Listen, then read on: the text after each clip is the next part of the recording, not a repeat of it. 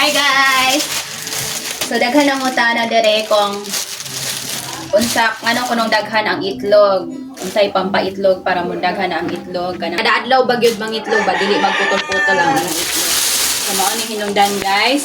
Kinahanglan nga mag-assist ka inani sa imong layer farm. So dili ni siya sponsor ha kay ako adyo nang in-order dili ni hinatag.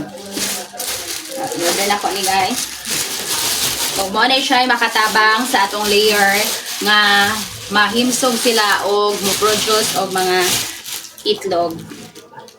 Mo na ka living or lato.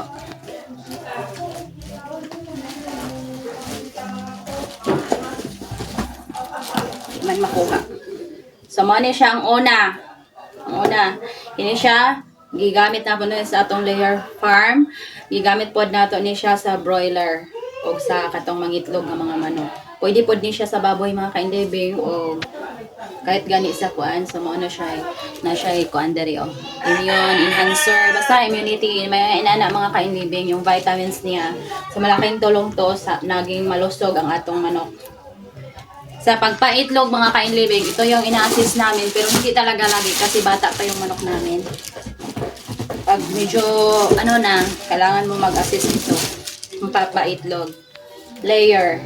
Sa atong mga layer, ginagamitan natin siya ng egg 1,000. So, hindi to siya sponsor mga kainlibing. Gi-order gini na mo kay para sa among mga manok para kay dako gini siya tabang.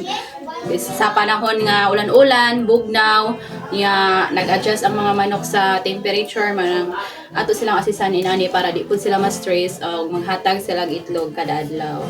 So yun lang mga kainlibing, daghang kayong salamat sa inyong pag-comment. O naapa mo yung mga katanungan kabahin sa ato ang layer farm or sa atong poultry.